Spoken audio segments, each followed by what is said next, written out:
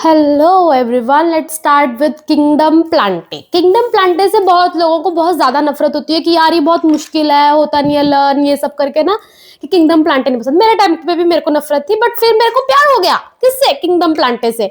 और मैं तुम्हें ऐसा किंगडम प्लांट पढ़ाऊंगी, ऐसा कराऊंगी कि तुम्हें जिंदगी भर कभी किंगडम प्लांटे नहीं भूलेगा। ठीक, let's start with our kingdom Plantae. और अगर मैंने तुम्हें इस चैप्टर के एंड तक तुम्हें सब लर्न ना करा दिया ना क्लास में, फिर क्या? फिर मैं अपनी बायो पढ़ानी छोड़ दूंगी। बट इसका मतलब ये नहीं है कि तुम सुनो ना और फिर तुम कहो मैं लर्न नहीं हुआ क्लास के एंड में। So let's start with our kingdom Plantae. Kingdom Plantae के बारे में हम एक एक लाइन एनसीईआरटी के इतने अच्छे से लर्न करके जाएंगे कि तुम्हें तुम्हारी जिंदगी में दोबारा कभी किंगडम प्लांट की एक भी कंफ्यूजन नहीं आएगा और ना ही तुम्हें कभी जिंदगी में दोबारा से लेक्चर देखना पड़ेगा। तो let's start with our kingdom Plantae. Heading देके मैंने रख दिया, ओके ठीक है। तो किंगडम प्लांटे में था क्या? किंगडम प्लांटे जैसा आपने पढ़ा था आर.एच. विटेकर ने, पहले सारे किंगडम आए थे, सबसे पहले आया था आर.एच. विटेकर। आर.एच. विटेकर ने करा क्या था? आर.एच. विटेकर ने क्लासिफिकेशन दी थी। कब? ये सब बात पूछी जाती है और ये बताया गया था बायोलॉजिकल क्लासिफिकेशन ने। आर.एच. विटेकर आया था 1969 में और उसने दी थी 5 किंगडम। कितने किंगडम दिए थे कि भैया 5 किंगडम होते हैं, 5 किंगडम से ज्यादा मत दिमाग गरम करना, तो मेरी बुद्धि भ्रष्ट हो जाएगी। तो सबसे पहला was kingdom Monera, kingdom protista, kingdom fungi, ठीक है स्पीड थोड़ी स्लो है, kingdom Plantae and kingdom Animalia. तो ये 5 क्लासिफिकेशन दी थी तुम्हारे आर.एच. विटेकर ने। इन पांचों को दे दिया कुछ 5 कैरेक्टरिस्टिक फीचर के बेसिस पर, इस बेसिस पर इन 5 को इस ऐसे में डिवाइड करा। हम खुश तुम खुश। बट फिर उसने बताया कि भाई वायरस को हमने एज किंगडम की जगह क्यों नहीं दी? Because virus is a cellular, भैया वो खुद ही एक सेल ही नहीं है, तो how we could give a space? अगर वो सेल ही नहीं है तो हम उसको जगह कैसे दे सकते हैं? तो इसीलिए हमारे पास 5 किंगडम आए, मोनेरा, प्रोटिस्टा, फंजाई, प्लांटे और एनिमिलिया। और इस चैप्टर में हम किंगडम प्लांटे को पढ़ने वाले हैं, ठीक है।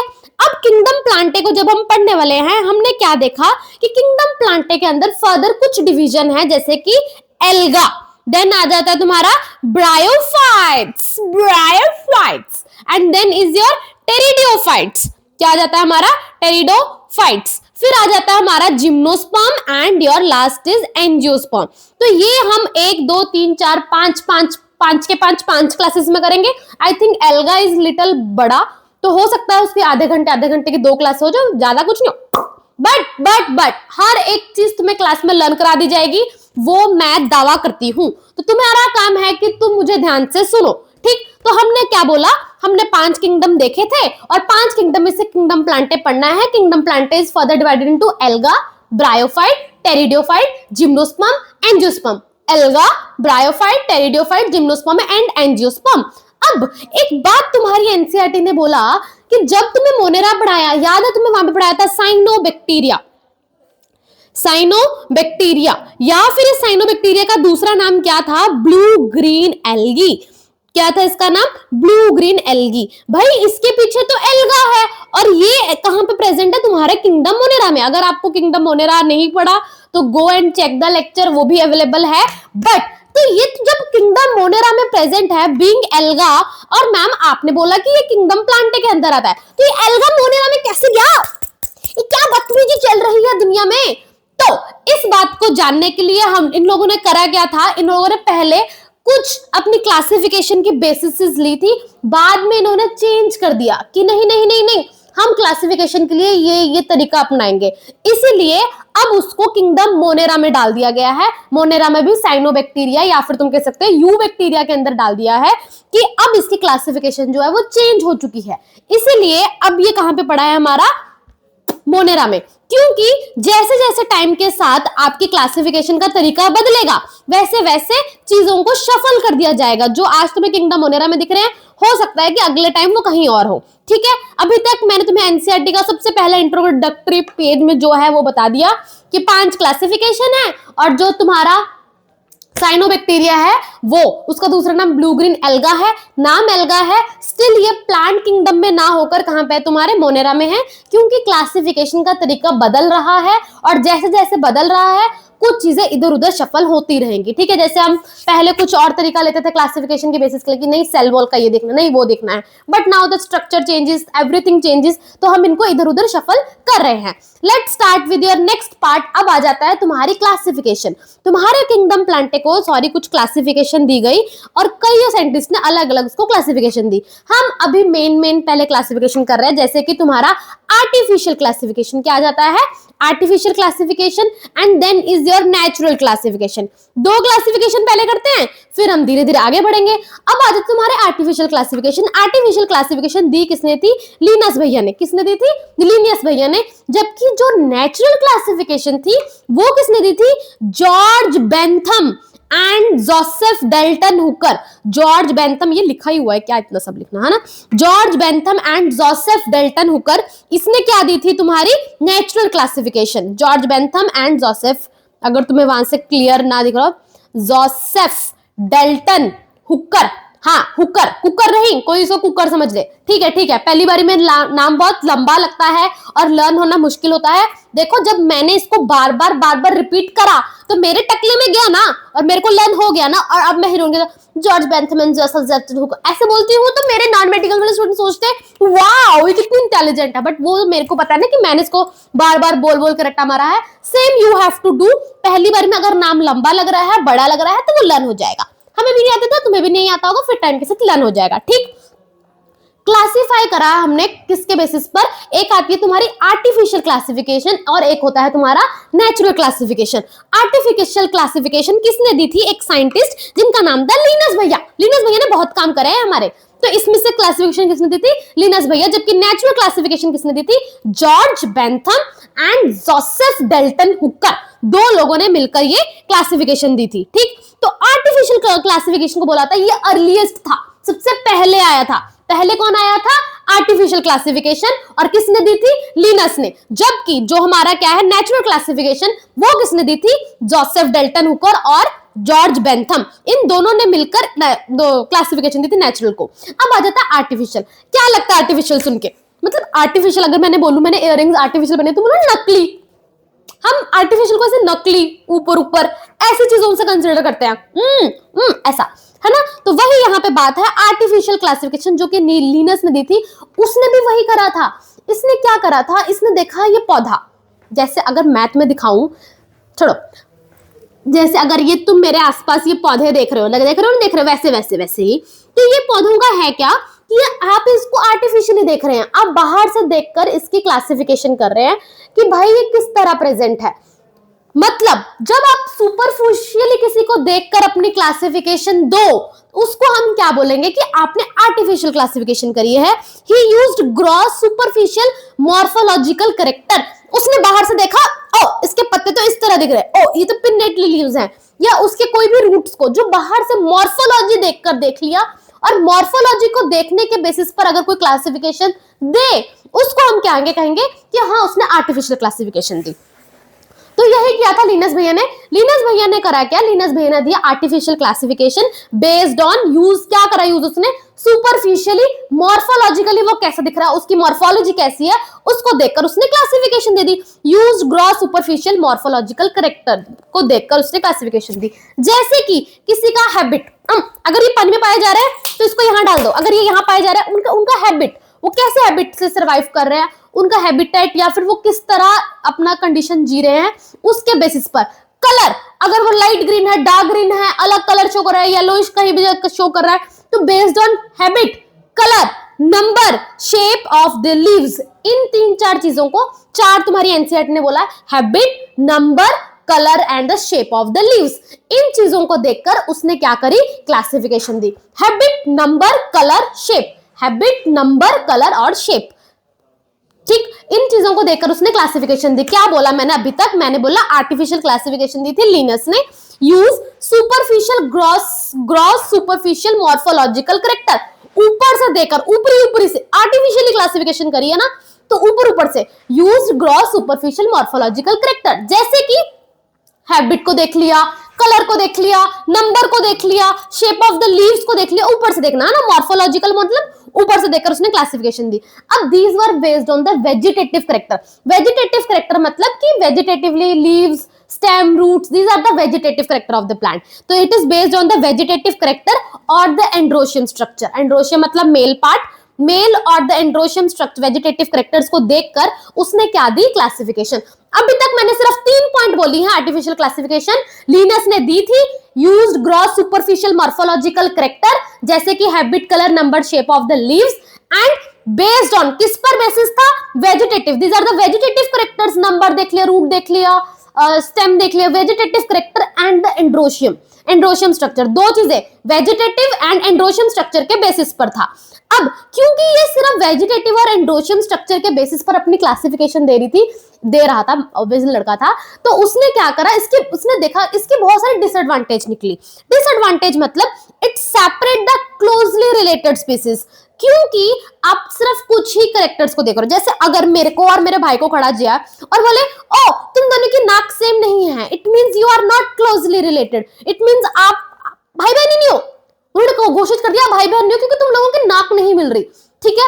बट क्योंकि उसने बहुत कम करेक्टर को हमने ध्यान दिया, मैंने सिर्फ नाक को ध्यान दिया भाई, मैंने सिर्फ आंखें देखी कि भाई मेरी आंखें नेपाली जैसी हैं तो मेरे को और मेरे भाई को भाई बहन नहीं कंसिडर कर रहे। बट अगर हम लोगों के बहुत सारे करेक्टर्स को देखा जाए, जैसे फेस कट देख लो या फिर कुछ भी, हाथों का कुछ भी बॉडी शेप कुछ भी, तो वो हम दोनों की काफी मिलती हैं। वी आर बिल्कुल हमारे जेनेटिकली पापा जैसे दिखते हैं।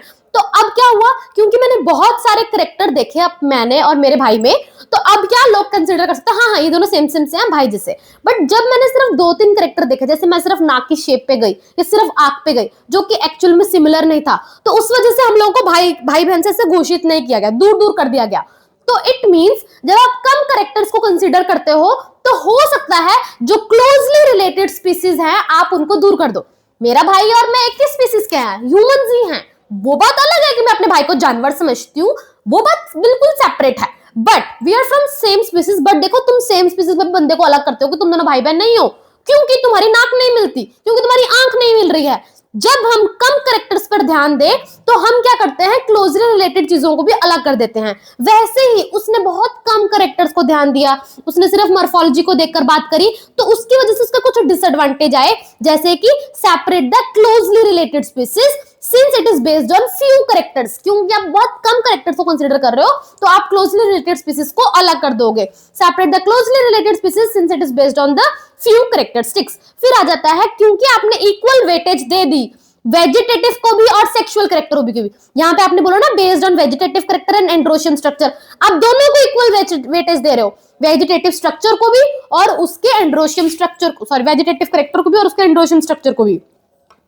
तो इससे होगा क्या कि दिस इज नॉट एक्सेप्टेबल, क्योंकि आपको पता है जैसे आंधी बाढ़ तूफान आया तो वेजिटेटिव करेक्टर जो है वो इजीली एनवायरनमेंट से अफेक्ट हो जाते हैं और वो कुछ ना कुछ बदलाव ले आते हैं। बट कि जबकि हमारे जो जेनेटिक करेक्टर्स है, मेल और फीमेल करेक्टर है, वहां पे एंड्रोशियम गाइनोशियम वो नहीं चेंज होंगे। तो इसीलिए क्योंकि आप giving equal weightage to both vegetative and the sexual characters, this is not acceptable since vegetative characters are easily affected by the environment. Hope I make you clear. ठीक है, अभी तक हमने क्या बोला, हमने बोला आर्टिफिशियल क्लासिफिकेशन किसने दी थी, लिनस ने दी थी। करा क्या था, use superficial gross superficial morphological characters जैसे कि such as habit, colour, number and shape of the leaves based on vegetative और एंड्रोशियम स्ट्रक्चर। इसकी बेस पर हमने क्या करा, इसकी क्लासिफिकेशन करी थी। बट इसके कुछ डिसएडवांटेज निकले जैसे कि giving equal weightage to both vegetative and sexual character, this is not acceptable since vegetative characters are easily affected by the environment. And दूसरा क्या है, separate the closely related species since it is based on the few characteristic. Hope I make you learn. इतना ही learn करना है। सबसे पहले बोलना है आर्टिफिशियल क्लासिफिकेशन कौन से साइंटिस्ट ने दी थी, करा क्या था उसमें, उसने मॉर्फोलॉजिकल करेक्टर देखे जैसे कि क्या क्या क्या किस चीज पे बेसिस था, बस इतने में तुम्हारी जिंदगी का मेन काम खत्म। Now this is the again next classification जो कि क्या है, नेचुरल क्लासिफिकेशन। नेचुरल क्लासिफिकेशन किसने दी थी, George Bentham and Joseph Dalton Hooker. जैसे आपने बताया आर्टिफिशियल क्लासिफिकेशन दी थी लिनस ने, वैसे आप बता देंगे कि नेचुरल क्लासिफिकेशन किसने दी थी, तो उसका भी साइंटिस्ट का नाम, इधर साइंटिस्ट का नाम लिनस, इधर साइंटिस्ट का नाम George Bentham and Joseph Dalton Hooker. ये उसने फ्लावरिंग प्लांट्स के लिए दी थी। जो नेचुरल क्लासिफिकेशन है this is for flowering plants. Flowering plants मतलब एंजियोस्पर्म, तो इस बात को ध्यान रखना है। छोटी छोटी लाइन एनसीईआरटी से क्वेश्चन बन सकता है। तो for flowering plants George Bentham and Joseph Dalton Hooker ने क्लासिफिकेशन दी। अब वहां पर हमने क्या बोला था, बेस्ड ऑन वेजिटेटिव और एंड्रोशियम स्ट्रक्चर, उसने वहां पे देखा था ग्रॉस सुपरफिशियल मॉर्फोलॉजिकल कैरेक्टर। तो ये किस पर नेचुरल है, तो ये natural अफिनिटीज, based on natural अफिनिटीज among organism. किस चीज पर बेस्ड है, बेस्ड ऑन, अच्छा ये समझ नहीं आ रहा होगा ना, बेस्ड ऑन नेचुरल अफिनिटीज। ये कौन सा पेन सुंदर ले लिया मैडम, ये भी तो वही सड़ा सा पेन ही लेके लिख रही हो। Okay, I am changing affinities based on natural affinities among organism and consider not only external features but also internal features। अब होता क्या था कि तुमने आर्टिफिशियल में क्या करा, तुमने सिर्फ एक्सटर्नली देखा, मॉर्फोलॉजिकली देखा। इसने जॉर्ज ने दिमाग लगाया कि ये बातमीज, ये बेवकूफ कर क्या रहा था, एक्सटर्नली चीजों को देख रहा था। तो इसने बोला कि नहीं, मैं थोड़ी इंटरनली चीजों को भी देखूंगा, तभी इसकी क्लासिफिकेशन 2% की थी, लेट्स इंप्रूव। तो इसलिए it consider not only external structure but also the internal structure. Artificial classification Linnaeus ने दी थी, natural classification George Bentham and Joseph Dalton Hooker ने दी थी। आर्टिफिशियल क्लासिफिकेशन में करता क्या था, ग्रॉस सुपरफिशियल मॉर्फोलॉजिकल कैरेक्टर जैसे कि habit, colour, number, shape of the leaves based on vegetative and androecium structure. अब ये किस पर बेस्ड था, based on natural अफिनिटीज among the organism, consider not only the external structure but also the internal structure. Not only external features but also the internal features. Internal features के जैसे कि ultra structures को देखने लग गया, anatomy में देखने लग गया, एनाटॉमी मतलब उसके हर एक पार्ट्स को एनाटॉमिकली देखने लग गया। Then is the embryology, embryo में जब वो स्टेज थी तब वो कैसे दिख रहा था वो देखना। एनाटॉमी में मतलब कि उनकी एनाटॉमिकल फीचर्स जैसे कि सेल्स का, जैसे कि टिश्यू के लेवल पर उनको चेक करना, विच टिश्यू विच सेल्स क्या प्रेजेंट है, एनाटॉमिकल लेवल पे चेक करना, embryology level, and last is the phytochemistry. इन सब की कौन से केमिकल्स प्रेजेंट है, किस केमिस्ट्री से क्या हो रहा है, कौन से केमिकल इसके लिए रिस्पॉन्सिबल, वो सब, इन सब की स्टडी को इसने मिलाकर देखा और उसके बाद उनकी क्लासिफिकेशन करी। क्या 4 चीजें थी, ultra structure, anatomical, embryological and last is the phytochemistry. अब इसको लर्न करने के लिए आप लोग यूपी जाओ, तब आपको नेचुरल क्लासिफिकेशन, यूपी में लोग बहुत नेचुरल होते हैं, सो नेचुरल, सो प्यारे लोग, कभी भी एक अच्छा उल्टा जवाब दे देंगे, सो नेचुरली बात, मतलब उनके मन में कुछ नहीं हो रहा, वो मुंह पे जो मर्जी बोल देते हैं। सेम आपको क्या बोलना है, यूपी आइए अगर आपको नेचुरल रहना है। क्या बोलना है, यूपी आइए अगर आपको नेचुरल। क्यों मैं बोल रही हूँ, you for ultra structure, P for phytochemistry, उसके बाद A for anatomy, E for embryology. UP आए फॉर किसके लिए, नेचुरल के लिए। अगर तुम्हें नेचुरल रहना है फॉर नेचुरल क्लासिफिकेशन के अंदर क्या आ जाएगा आपका, यूपी आए, you for ultra structure, P for phytochemistry, A for anatomy and E for embryology. ठीक है, मैंने क्या क्या बोला, मैंने बोला आर्टिफिशियल क्लासिफिकेशन लिनस ने दी थी, natural classification George Bentham and Joseph Dalton Hooker ने दी थी। आर्टिफिशियल क्लासिफिकेशन के अंदर हम करते क्या थे, use gross superficial morphological character जैसे कि habit, colour, number, shape of the leaves based on vegetative and androecium structure. अब यहाँ पे क्या था, इसने क्या बेस करा था, based on natural अफिनिटीज among the organism, जैसे कि it consider not only the external feature but also the internal features. क्या क्या, यूपी जाओ तब तुम्हें पता लगेगा कौन से इंटरनल फीचर्स की बात कर रही हूँ। इंटरनल फीचर में यूपी आए, you for ultra structure, P for phytochemistry, A for anatomy and E for embryology. शाबाश। तो यहां तक तुम्हारी 2 क्लासिफिकेशन खत्म है। बट नेचुरल, सॉरी क्या है वो, आर्टिफिशियल क्लासिफिकेशन के अंदर हम एक और चीज बताते हैं। क्या बताते हैं, क्या क्या क्या, डिसएडवांटेज 2 सेपरेट कर देता है क्लोज रिलेटेड स्पीसीज को, क्योंकि आपने बहुत कम कैरेक्टर्स को कंसीडर करा। आप मेरे और मेरे भाई के एग्जांपल में ले सकते हो कि बहुत क्लोज रिलेटेड स्पीसीज को तुम अलग कर दोगे। देन द सेकंड इज कि वो हम क्या करते हैं, वेजिटेटिव और एंड्रोशियम को इक्वल वेटेज दे देते हैं, since it is not acceptable vegetative character are easily affected by the environment. Now is the phylogenic relationship. Philo मतलब something is related to your evolution. Philo means something related to your evolution. So it is based on the evolutionary relationship. पीछे से पूर्वजों से कैसा कैसा देखा जा रहा है between the evolutionary relationship between various organism. किसके बीच में देखा था कि दो ऑर्गेनिज्म में, जैसे कि मंकी और हमारे में evolutionary क्या रिलेशन था। ठीक, तो इसी तरह ही देखा गया between for the plants. Phylogenic में हम क्या देखते हैं, evolutionary evolutionary relationship between organism and are acceptable. This assumes, ये मानता है the organism belonging to same taxa, जो organism same taxa से belong करते हैं, having the common ancestor. taxa क्या होता है? जैसे कि मैं बोल दूं एनिमल्स वर्ड या फिर मैं बोल दूं डॉग, डॉग और एनिमल्स का टेक्सा जो है सेम है, सेम टेक्सा, डॉग, एनिमल, मैं ये बोल दूं डियर, जिराफ, हिरन, वीरन, वो सबका टेक्सा सेम है, ठीक। जैसे मैं बोल दूं प्लांट, वो एक टेक्सा, और प्लांट के अंदर जो भी आता है वीट, राइस, ये सबका टेक्सा सेम। वो बोलते हैं जिनका भी टेक्सा सेम है उनका कॉमन एंसेस्टर, उनका एंसेस्टर ही सेम होगा। मतलब पौधा है, चाहे वो राइस, वीट, कुछ भी हो, उनका एंसेस्टर सबका सेम ही होगा। अगर वो एनिमल के नाम पर डियर, जिराफ, एलिफेंट, वो सब जो भी हैं, इन सब का टेक्सा अगर सेम है तो मतलब उनका एंसेस्टर जो होगा कॉमन होगा, एक ही होगा। बहुत पीछे जाओ जिंदगी में तब पता लगेगा, ऐसा इनका कहना था, ठीक है। Phylogenic relationship is based on the evolutionary relationship between the organism. This assumes organism belonging to same taxa having the common ancestor. अगर तुम सच में लर्न करना चाहते हो और तुम चाहते हो कि तुम्हें plant kingdom at the end of the chapter अच्छे से आना चाहिए, तो मेरे साथ क्लास में ही लर्न करो। मैं पागल नहीं हूं जो 4 बार बोल रही हूं। It is based on the evolutionary relationship among the organism and it said assumes that organism belonging to same taxa having common ancestor. इस लाइन पर तुम्हें assertion reason आ सकता है, तुम्हें डायरेक्टली स्टेटमेंट बेस्ड क्वेश्चन आ सकता है। This assumes organism belonging to same taxa having the common ancestor. अब आता है न्यूमेरिकल। न्यूमेरिकल समझते तुम्हें क्या याद आता है? Math, something is related to your maths या फिर नंबरिंग वाली चीजें, है ना। तो यहाँ पे वही हुआ है। अब न्यूमेरिकल टेक्सोनॉमी कब यूज होती है? When there is no supporting fossil evidence. ऐसा कोई एविडेंस ही नहीं पड़ा, ऐसी कोई फॉसिल ही नहीं पड़ी जिसको देखकर मैं अंदाजा लगा सकती हूँ कि ये कौन सा ऑर्गेनिज्म कहाँ से बिलोंग करता हो, तब हम न्यूमेरिकल टेक्सोनॉमी का यूज करते हैं। इंपॉर्टेंट कब है? When there is no fossil available, when there is no supporting fossil evidence present. तो न्यूमेरिकल टेक्सोनॉमी किस में होती है? मैथ्स टक टक टक टक करते हुए हम काम पे करेंगे। Computer, carried on computer based on the observable characteristics. तुम बाहर से तुम्हें जो कैरेक्टरिस्टिक ऑब्जर्वेबल हो रही है उनको देखकर हम करते हैं, and it is carried on the computer. अब कंप्यूटर में क्या करा जाता है कि हर एक कैरेक्टर को एक नंबर दे दिया जाता है और एक कोड दे दिया जाता है। Number and code are assigned to each character.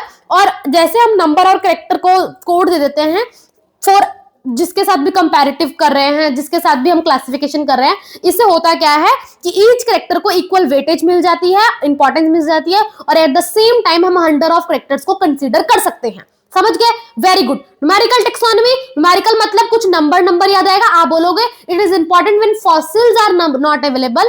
तो न्यूमेरिकल ये टक हम अपनी मैथ्स का वो करेंगे कंप्यूटर पर। तो it is carried on computer based on the observable characteristic. जैसे ही आप बोलोगे ऑब्जर्वेबल कैरेक्टरिस्टिक, आप बोलोगे numbers and codes are assigned to each character. Advantage क्या है? अगर आप हर कैरेक्टर को नंबर और कोड दे दोगे तो at the same time 100 of characters can be consider. हर एक कैरेक्टर को इक्वल वेटेज मिल जाएगी, each character get equal weightage and 100 of character can be consider at the same time. Then is your cytochemistry. Cyto मतलब कुछ तो madam ji cell से related है, कुछ तो सेल से रिलेटेड है। So it is based on the cytological information. कुछ साइटो से रिलेटेड है, कुछ सेल से रिलेटेड है। साइटोलॉजिकल इंफॉर्मेशन जैसे कि तुम सेल्स के अंदर क्रोमोसोम का नंबर देखो, तुम उसका स्ट्रक्चर देखो, तुम उसको बिहेवियर देखो। इसको लर्न करने के लिए तुम क्या वर्ड यूज करो? बीएससी। क्या लर्न कर लोगे? BSC cytochemistry. So it is based on cytological information. Cytological information के नाम पे हम क्या बोलते हैं? BSE. Behaviour, S for structure and C for chromosome का नंबर। क्रोमोसोम का behaviour, structure and their number. Then is there chemotaxonomy. Chemo मतलब ma'am something is related to the chemical. तो यहाँ पे आप क्या बोलोगे? Use the chemical constituent. यहाँ पे क्या करते हैं? केमिकल कॉन्स्टिट्यूएंट्स को यूज करते हैं to classify the plants. Use chemical constituent to classify of plants to resolve the confusion. और यहाँ तक तुम्हारी सारी क्लासिफिकेशन हो चुकी है। पहले हमने पढ़ा आर्टिफिशियल क्लासिफिकेशन, लिनस ने दी थी। Natural classification George Bentham and Joseph Dalton Hooker ने दी थी। आर्टिफिशियल क्लासिफिकेशन में हम क्या बोलते हैं?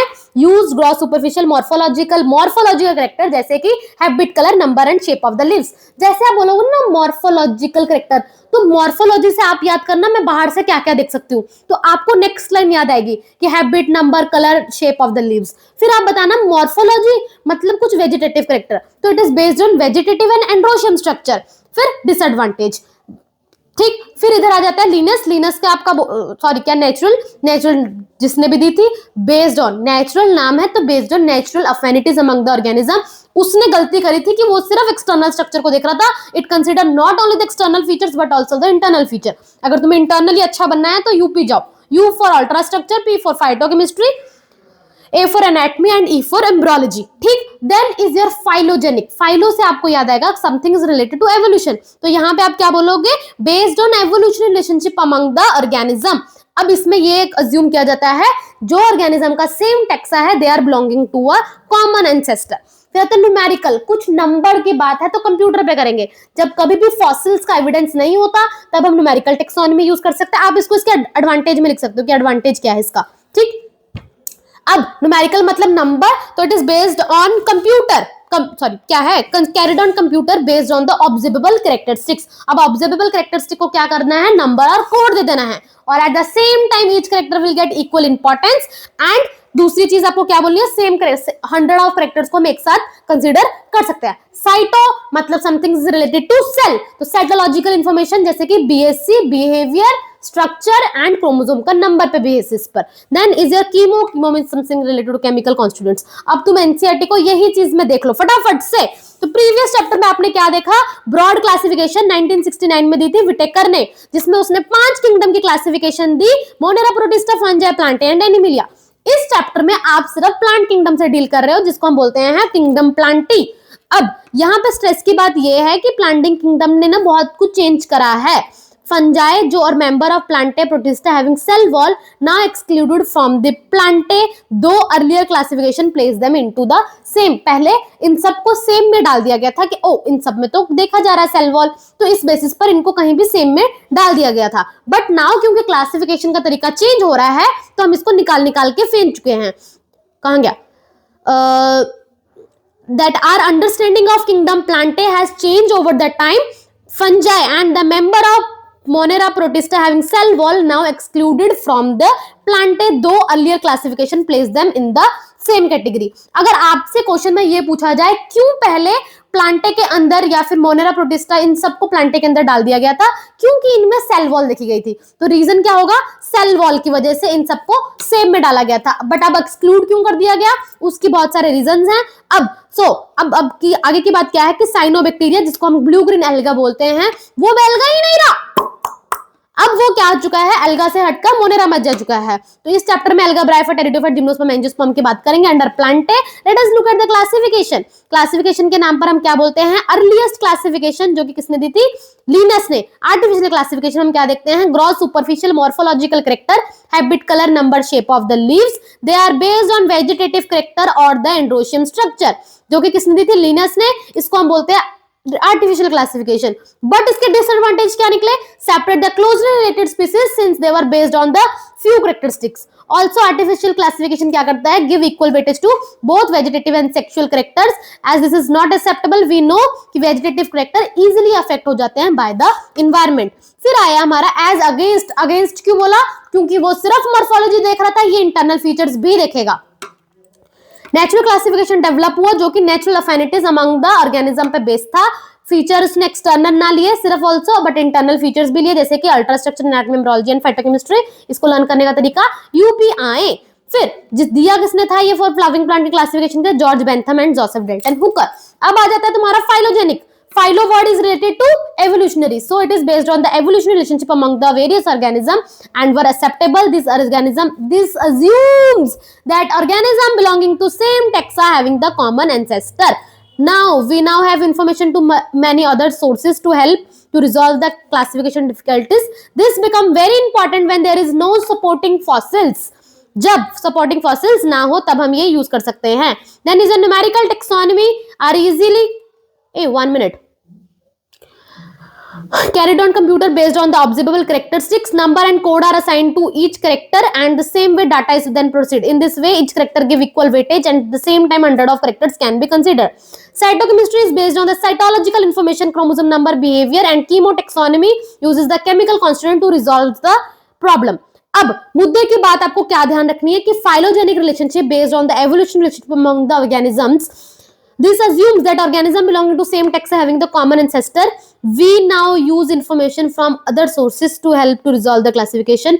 These become very important when the supporting fossil fuel their की advantage ना हो. तो एक I think I made a mistake जिसमें कि मिस्टेक तो नहीं, एक एरो गलत हो चुका है, ये इसकी बात नहीं है, ये इसकी बात है, ठीक। तो ये बात आप ध्यान रखेंगे, क्योंकि हम जब बात कर रहे हैं फाइलोजेनिक, फाइलो मतलब something is related to evolution, तो जब हम एवोल्यूशन की बात कर रहे हैं तो वहां पे हम अपने फॉसिल्स की बात करेंगे। तो एडवांटेज कब है, जब हमारे पास क्या ना हो, फॉसिल्स का एडवांटेज ना हो, जब हमारे पास एविडेंस ना हो सपोर्टिंग फॉसिल्स का, then we go for this. All the very best, बहुत अच्छे से पढ़ाई करना, और क्या करना, बहुत अच्छे से पढ़ाई करना बस, और क्वेश्चंस लगाते रहना, लर्न साथ साथ करके आना, नहीं तो प्लांट किंगडम फिर मेरे से नहीं होगा, तो आपको